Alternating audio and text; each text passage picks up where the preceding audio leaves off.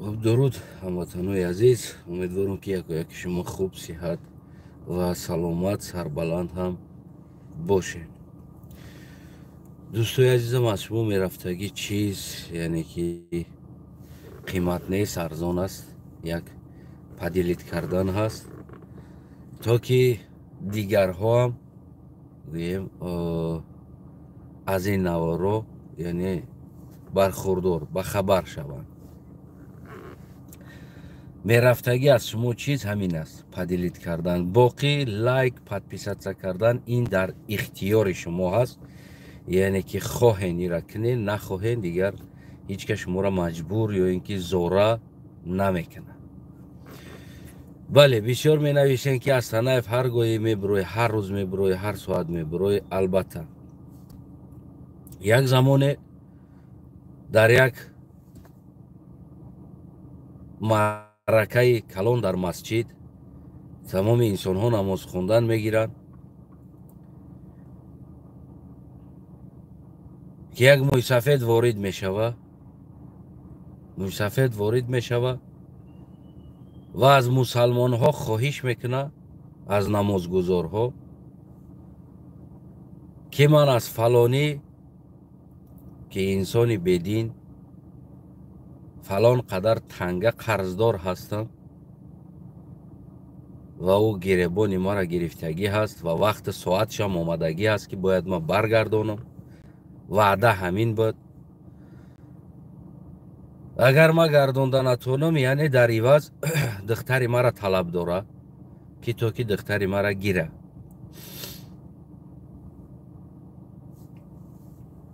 اگر امکان داشته باشه کسی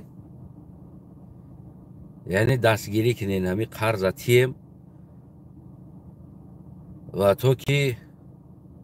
دختری مرا نگیره.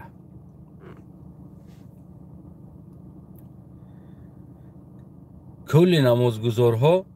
خاموش میستن و بار دیگر تکرار میکنه همین سخنه.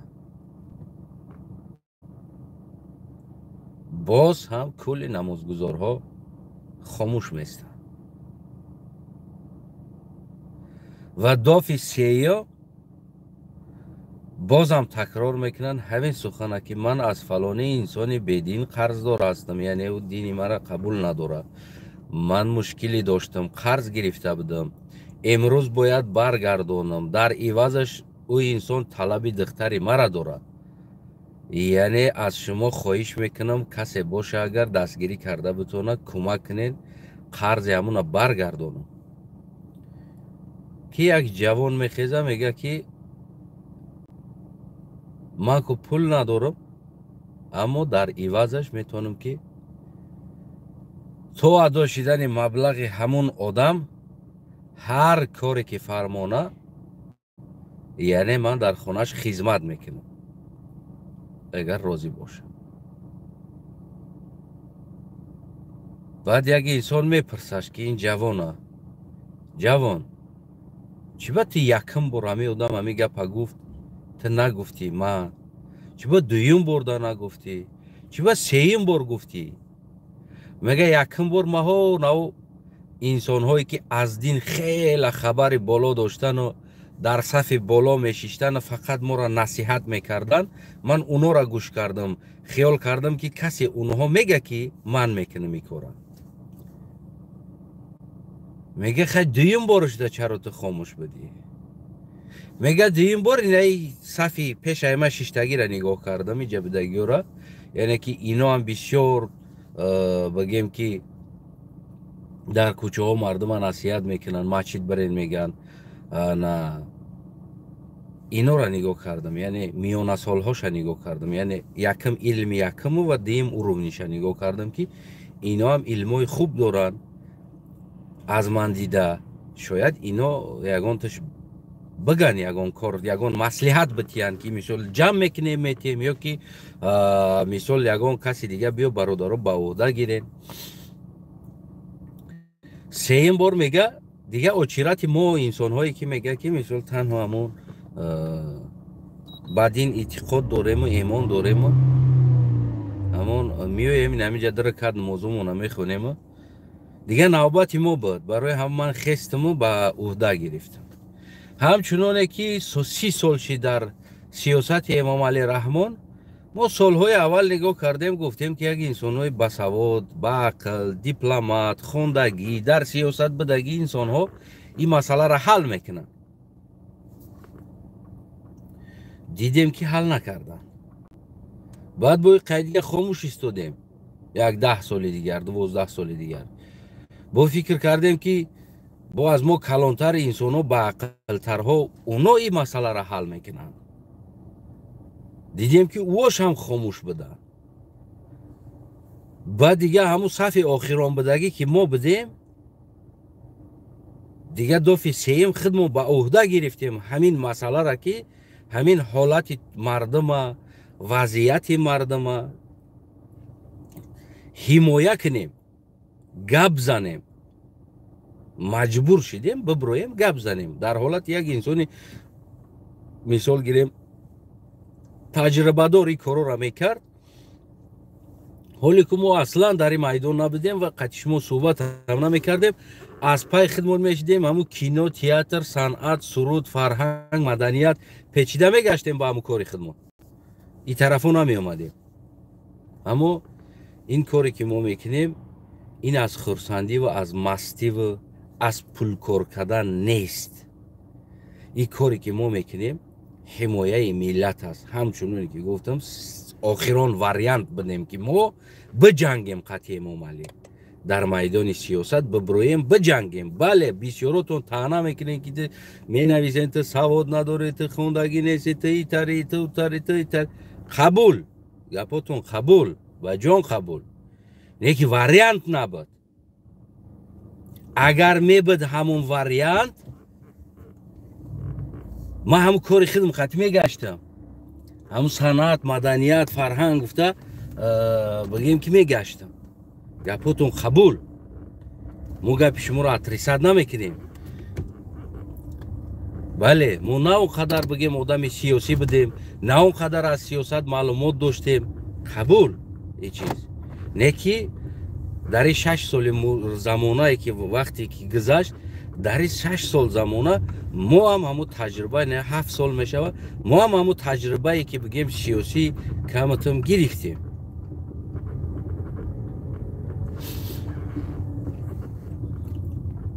خب دوستای عزیز برمیگردیم با مسئله اصلی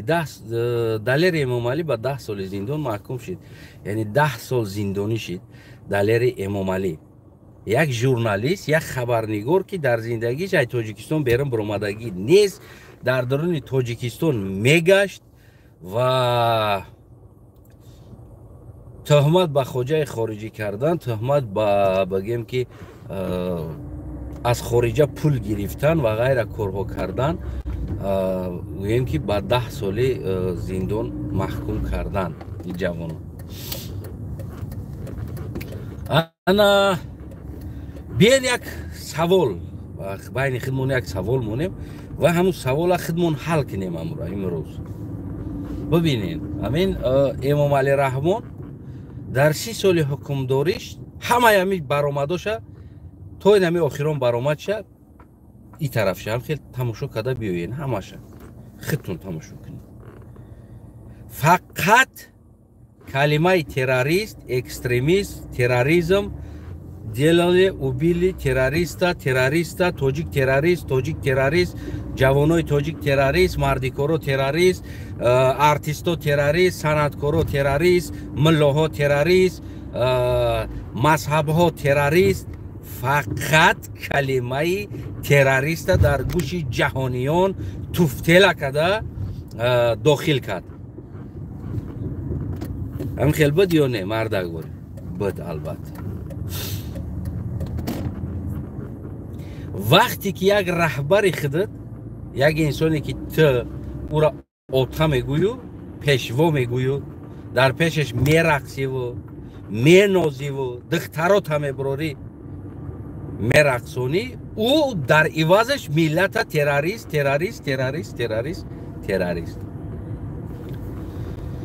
برای چی در هر یک ترکتی روسیه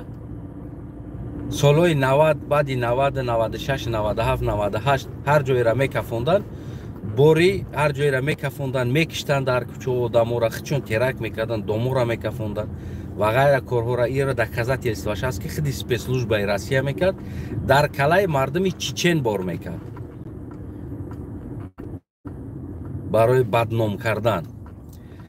و امروز هر کاری میکنه در کلای مردمی تاجیک بار میکنه. میدونیم برای اونکه رهبری ما پرزیدنت میگیم که مینوزیم پیشوای ملت میگیم 30 سال ما را تروریست گفت و میدونن که امروز از پشتی تاجیک و تاجیکستانی یگان حکومت تاجیکستان ریاکسیون نشون نمیده. اگر حکومت میشید ریاکسیون نشون میداد اگر میشید برای چی اووری نمیبرد تاجیک قربانی میکنه برای اون که اووری نه تاجیک در تاجیکستان خودش پیشوای خودش قربانی کرده ایستاده است به یگان اساس به یگان دلیل به یگان چیزی که یک ژورنالیستی برای نشان دادن آن چیزی که حکومت تاجیکستان در سر مردم تاجیک میکنه خونه‌شون تراکتور قطعی چپا میکنه بگیم که شرایط خواندن 0% زندگی بد تلخ مردم نانی خوردن نداره در کوچه گودکا پاکت میفروشن اینا را نشان داد.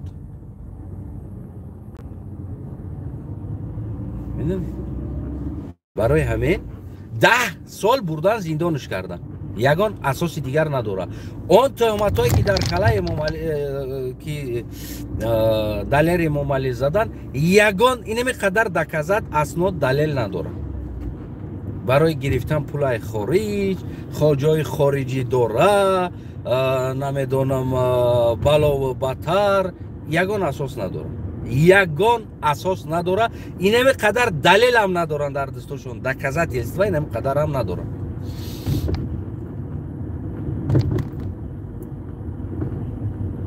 در قرغیزستان نوع خبر چاپ شد دینه خیلی مردم تاجیکستان شهروندای تاجیکستان نمی چند میلیون دلار ای گرانیچه نیلیگال نگذراندن و کنترابند ارگانیزوات کردن در بگیم که قرغیزستان با دست غلطیدن نمی چند میلیون دلار قطعی کنترابند در قرغیزستان در نوشتگی است که یعنی که از 3 تا 5 سال زندانی میشوند نمی چند میلیون دلار کنترابند قطعی قرغیزستان میگه که از 3 تا 5 سال زندان میشوند. در تاجیکستان با فکرم ایرا راسترل میدادن جوشتاکو حکم قتلش میدادن که تینه قدر پولا نیلیگال نه سرحدی ما گذراندی کنترابند مافیا در دست میغلطه تمبول ماشین государственный номера قطعی دیپلماتیسکی номера قطعی در دست میغلطن شهروندای تاجیکستان. قرغیزستان گفته ایستاده است که از 3 تا 5 سال زندان میشوه یعنی این جنایت اما استاتیاش از 3 تا گویم 5 سال است و تمام جنایتی که به دست غلطیدگیش از 3 تا 5 سال میگه زندان میشوه. اما در تاجیکستان برای چپا کردن خونه تاجیک نشان بدی 10 سال زندان میشه.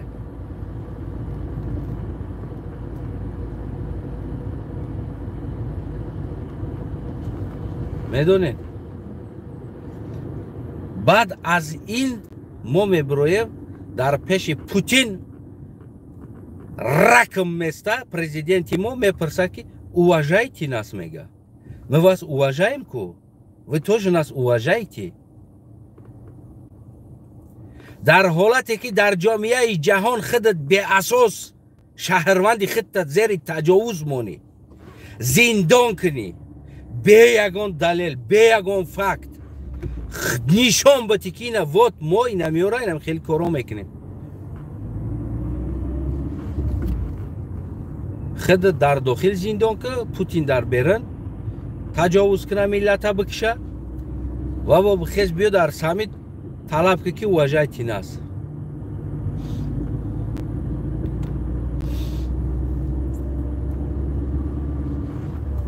فهمیدین که یگان چی گفتی همون گپو خیتالی کردین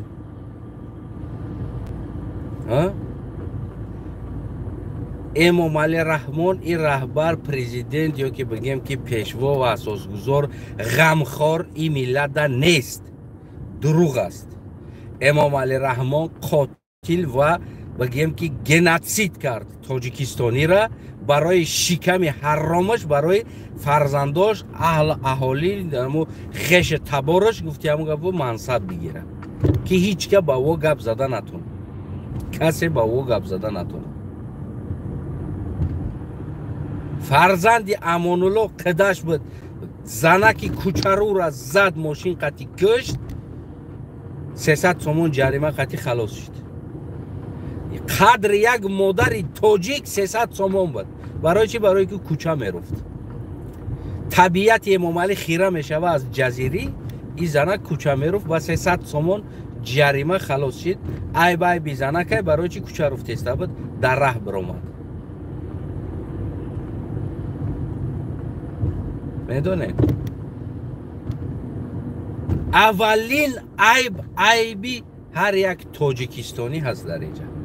هر یک بچه‌ای که هستید عیب شماست برای که ریخین خب میکنین، میترسین، دهنتون دو آو گرفتگی گفتی همون گپو خب میکنین، میستین، طلب نمیکنین حقتونه. و امام علی میترسین، میگه میکشه مورا کنیش نه تو بترسی و میکنه. هر چی بترسی همون کارا ده حق کردن میگیره.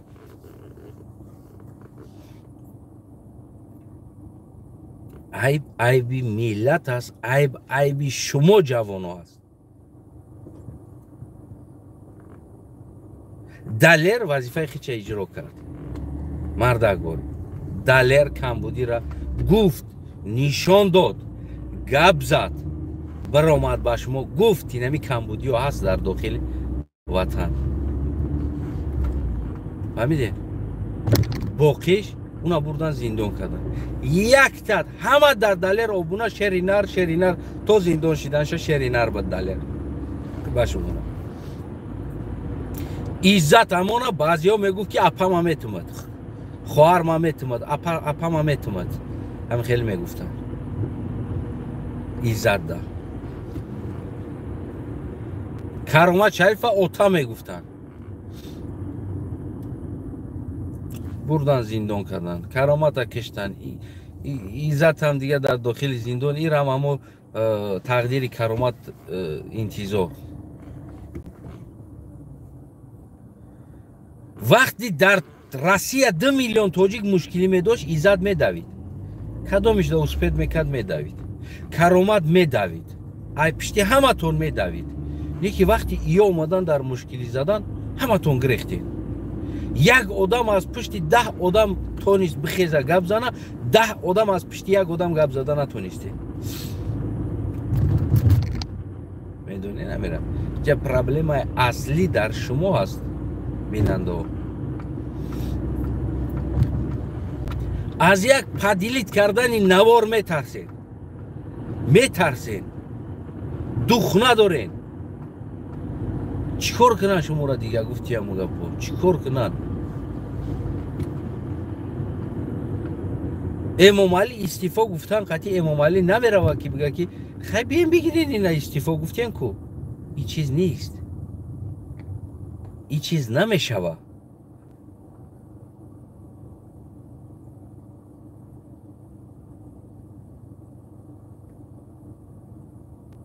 نیست. وقتی که شما ریاکسیا نداره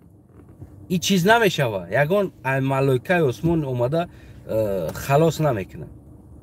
ما هم امام علی مرد گفتن اوار کردم گو همتون دیدی نمیره. امام علی گم شدی از سر صدا برآمد که امام علی مردگی است. بعد از اون من ریاکسیای مردم دیدم ده. بعد از همون نوار گفتم که چیکار میکنم از همون اپوزیسیا سر کردگی دیگر مردم هیچ که نمیخواد ریاکسیا نداشت. هیچ که نمیخواد ریاکسیا نداشت. همه کو پای زندگیش بود. همینه. برای همو نیزشتا بگیم که یک جوان نیزشتا زندان شد. همون کمبودی که شما همتون میدیدین نزدیک بدگی هاش دور بدگی هاش نمیدیدین و اون نوار کرد نشان داد. میدرومدین میلیون تماشا میکردین ماشاءالله مینویستین در تاش تا همون زندان شدهش هم ماشاءالله نوشتین بردین در داخل زندان جان انداختین بعد جانتون خلاص شد.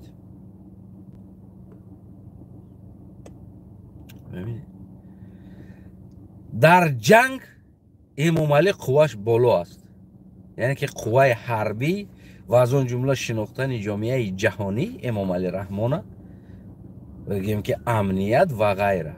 اینجا پرابلم در سر امنیت و حربی تاجیکستان میروه که میدونن نمی قانون ها همش جنایی است، همون سود و غیره دیگر انسان ها میدونن که این جنایت است نکی میکنن. و بای خیلی امام علی رحمان هیچ وقت قدرت یا که نمیدونم گرد اطراف امام علی یا او آدمای شیشتگی است هیچ وقت قدرت آورده کلچه و روغن و آش قطی به شما و دیگر انسان ها آورده نمید تا اون وقتی که شتروم نکنین، یعنی که نخیزین نزنین نمیگیرین. و این هم خیلی یک تعداد از همه ازل هم جوانای بسواد با غیرت قربانی شدن مردن رفتن و ما مردم عادی برای شکم فقط گشتیم. اما شکم منحصر کنین دیگر کم ترک هم باشه اجازت تین که ما خودمون سیر کنیم شکمونه دیگر ما شما قطعی یگان کور یگان رزبور نداریم. یعنی همین خیلی شد پروستا دلی را گرفتین حیف کردین خلاص. او هم فکر کرد که این ملت بگیم که میخیزه ملت دوام میکنه از پشت ما که از پشت این ملت دوا دارم.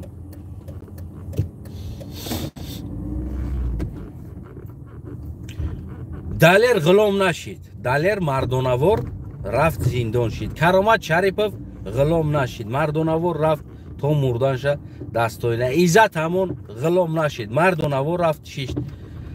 مقصود ابراهیمov غلام نشید. این انسان هایی که غلام نشیدن اینا دیگر کاتگوری انسان هستند، یعنی گردن ندادن مردن با کلا گرفتن غلام شوی را نه و از اون جمله کوشش کردن که شما هم از غلامی بروید نه تنها برای یک خودش. میدونین امیده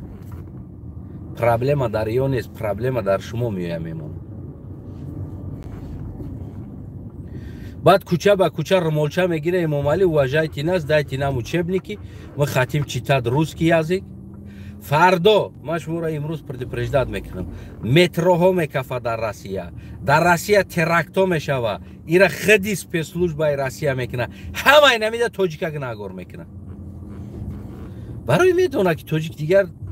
از پشت یگان کس نمیروه نمیدوه دکزد نمیکوه فکت نمیکوه، یعنی این چیزو نیست، یعنی که دعوا نمیکنه طلب نمیکنه از پشتی که چه جبی کی است چی است. باز اینا ده جوانی را گفتن بگیم که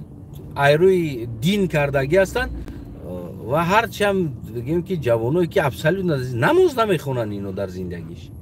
که گوتانی برای نماز میرفتن ایش در رستوران کار میکرد کیف صفا میکرد میگشت دیگریش در دیگر جو نماز نمیخوندن اینو. در همین روسیه هم نماز نمیخونن خیلی هستن بگیم که کاکویتا قسمش ابسلوت نمیخونن نماز. برای وقت نیست دسترویکا تو ساعت 12 یک شب شکتور میزنه جانش برآمدگی او بیچاره کی وقت دوره بیا نماز بخونه روزی دروز میگرده کی نماز از زبوش نمیخونن یه روز میخونه یه روز دیگه نه در یک روز یه بار همش جنباز کرده میخونن زبوش نکرده فهمیدین اینم خیلی کمبودی از هموطنای عزیز خلاص کاری کردیم دلیر امام علی را و 10 سال زندون گفتیم گپ روانش کردیم عزت هم روان کردیم کرامت هم روان کردیم مقصود روان کردیم احسان و نجوم دزدیدن بگیم که شو بدیم با دلفم دزدیدن دیگر جوانو را بردن محکم کردن همه را حالی امو ای پای امو قوای کاری رابطی خدمونیم خدا را شکر کنیم اوجا روسیه کشته استای ایجا امام علی کشته استای اوجا روسیه زندان کرده استای ایجا امام علی زندان کرده استای یعنی که ما خلق در بین موندگیم تا اگر ما تقدیر خودمون به دست نگیریم یعنی وطن خودمون دا گشته رفته خودمون در وطن خودمون نانمون نیاویم شما بدانید که امروز تو نباشی فردا فرزندیت فردا نبیرایت فردا جیگربندیت زنیت دختریت بچهیت یعنی اینمی روزا را میبینه تای شتای روسو تای شتای نی بنام تاجیکا میمونه میروه نی حکومتو بنام تاجیک دوستورا پیشوا و اساسگزارا فرزندای یا نسلی یا که میان فردا فرزندیت دختریت زنیت بچهیت خودت نباشید نسلت فقط تای شتا میگرده فقط تای شتا میگرده ایره یادتون نبروره ما یگان بتای نداریم که بخپیم ده دیگه تمام هم خیلی موندگی هستیم در ما باین کدام دفعه را توفتیلک رفتن میگیره کدام دفعه را بزرز نیست است لوبای جاده تاجیکا بکشن که یک انسان سود نمیشوه اوورینه سالانه 1000 تا روسیه میکشت سیکین خندوی روسیه کنی سیکین خندوش روسیه گفته سراشون تراشیده کوچه به کوچه میگشتن عروس وریز در پدولو درآمدگی خو رفتن نمیروان روسیه را پسند کنن و چی بر ما ندیدیم یگان گروه سیکین خندو را موبیلیزوات کنن روسیه بگیره بروه چی بر تاجیکا با کرده ایستاده باز مردی کورا با او سیکین خندش میکشت امروز ولاستش موبیلیزاسیا کرده ایستاده است کلاش میکشتن که کوروش تجاوز میکردن این ایاش با موبیلیزاسیا کرده ایستادن تاجیکا вот در результат вот در результат تو قربانی تو را هیچ که حرمت نمیکنه او روزی که تو خودت حرمت نکنی ایره امروز هم فردا هم بس فردا هم که هموطن مایود نبرو تو خودت حرمت نکنی تو را سگ حرمت نمیکنه شما فکر میکنین هم مردم چیچن ای دوست داریشون حرمت میکنن نه ای ترس حرمت میکنن برای که او یک دیل هستن سرجم هستن یک قوه هستن یک تشت یک حادثه میشوه همش میخیزن که گفتی همون گپو تیوقوشون هم میگیرن پشتی در سود و پرکرور میوین وقت برای چی او را حرمت میکنن او هم یک میلیون هستن هیچ وقت او را که ای دوست دوریشون حرمت نمیکنن او دیونانش در درنی مسکوا و اینو تیوم نکردگی میگالکاو زدگی در بارد گفتی هم گفت پیستالت واقعاست کنی کوچه سویتافورو را سرخ بگذاری لوبای خیل تانس کنی در کوچه با تره حرمتت کنن تو حق و حقوقی او را تجاوز که در داخل وطنش تو با او تره حرمت کنن او ای ترس ای دوست داریشون حرمت نمیکنن ای ترس حرمت میکنن در همه جا خواه داری این همی دنیا نشان داده ایستاده است امریکا قوه داره دنیا حرمتش میکنه فهمیدیستی که جایی ده ملت متحده او ملت ها احترام میکنه که جایی ده خلق متحده او را احترام میکنه که جایی ده که حکومت خودت تجاوز میکنه پس ردنیکو خودت تجاوز میکنی اما یک دیگری تا روز درست تجاوز کرده میگرده ترا کسی حرمت نمیکنه ایرا کو امروز فردا باز فردا یادت نمیاد ترا کسی کو حرمت نمیکنه برای که خودت پسردنیک شدی من دیدگی هستم در آسیا پسردنیکورا اونا حاجی بزرو حاجی عربو مردم تجاوز کردن سر کردن مردم زدن در درنی واگونا خووندن توجیکا برای پولش گرفتن غلام کردن اونا پسردنیکای دیگریش من بیشتر پسردنیکورا میدونم برده توجیکورا کار فرمونده در درنی سترویکو در درنی نمو بولای من خودم خدشون کار کردگیم در بالای نام پناپلاستو خو کردن در سترویکو هفتاش قطعی آبوزی نکردگی موی سرد نم خیلی چسبیدگی کار کردگی ای برد میگذاشتگی بودم بنیشم میجیقه میگذاره بارو که یه هفته ای کار کردگی بو کدر رفتگی آبوزی نیست درون سترویکا جای آبوزی نیست میدونه اینه دینه دیده نه سرکت امونی راسیه سرکت بالای کرم برومد توجیک اثر کرد توجیک ای بالای کران اومد زد در زمین جاش ده بیچاره کو جوان مارک شید جونش برومد با سیومکش کده گرفته در افیر موندگی کدام حکومت دسترد میکنه دکمه نداشت نو پخرین دکمه نداشت کی را حق داشت برای دکمه نداشتنش بکشه کی را حق داشت سر کنه تو اوجره برای تو همه احوالا بیاره بکشه یگون امان سود میشوه یگون قانون میبروه که رید این همی احوال من میشوه متاسیکل یوه از بس که تیز میروه در قانون اومدگی است پلیسی هم یوه را سر کردن ده حق نداره برای چی؟ برای که دوچرخه تیز میروه از کنترل برومده اوریشیده یعنی که آدم مردنش ممکن است چی حق دارن امانش در درون سترویکا اومده دکومنت پراورکه کردن ده این حق کی دادگی است بوده که چیز من میکنه هیچ وقت من نمیکنه توجیک مرد خلاص پخری نیووده میدونی نمیره ود احوالی من تی نمی است فردا فرزندای ما تی نمی میشوه همون کودکم از نداشتنی پول همو داکومنت کدگی نیست اگر همون می داشت میکرد همو داکومنت همون کودک نداشت پول نمیتونه کار کرده کار میکنه میلیساش میکشه میگیره کار میکنه پولی خونه دادن در کاره کار میکنه برای پتن کنه اوچش گیش نمیمونه مجبور شدگی است پتن نکده اوچش در روی کدگی است وقت مرد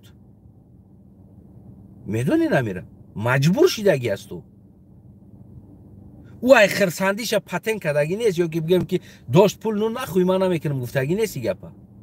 نکردی کورا نه که داشت 4 تنگه کار کرد اوچش گیشنه اوتش گیشنه خواهرش گیشنه مکتب گودکا دگان چی کردن در کار بچم پول این همی دوید کردن اونمو پنسیونرای تاجیکستانی که فقط ای بچهشون پول طلب میکنن با ایوازی جانی و فکر نمیکنن که مثال چی شده ایستاده است در اوجه فرزنداشون با کدام احوال فرزنداشون پول میوه و این همین نوار هر یک تاجیکستانی پدر و مادر رو دا بمونه که بچه های شما این هم خیلی میشون آینده این همین احوال پول میوان اونم پول در شکم شما میزنن پتن نمیکنن این عاقبت میلیشه میاد امان میاد سرش میکنن میبره اما پدرایی که شیشتگی فرزندتون تلفن میکنه پول روی که یه بار این همین نوار تماشا کنید فرزند شما ای کجا پول کار میکنه این همین نوار تماشا کنید بعد اونا وقت حدسه نوید کنه که فرزند شما ای کجا پول میوه فهمیده نکه و تک مو فرزندمونا برای نفس خودمون پدرها ولی امام علی را میگم جلد نمیکنن مو پدرها جلد نمیکنن فرزند خودش میفهمی نمیره دوای پولا بچم پول روی که بچم این راسیه کار کنی پول بیلیت خریده بچه تا بغلومی روی میکنی که براوا بچم کار کنه بیا خونه بسازیم تیرزه خریدن در کوره آرد نموند بچم در خونه انا روغن نموند بچم در خونه اونا بچت کدام از اوقات پول میوه دیدین بچه تونه شما ورنی سمرت روان میکنین بای گریبونش میخپین دوای بچم پول ابتی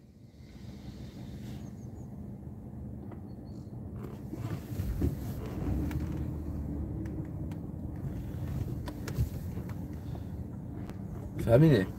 دوای بچم پول ابتی پول روی که بچم دوای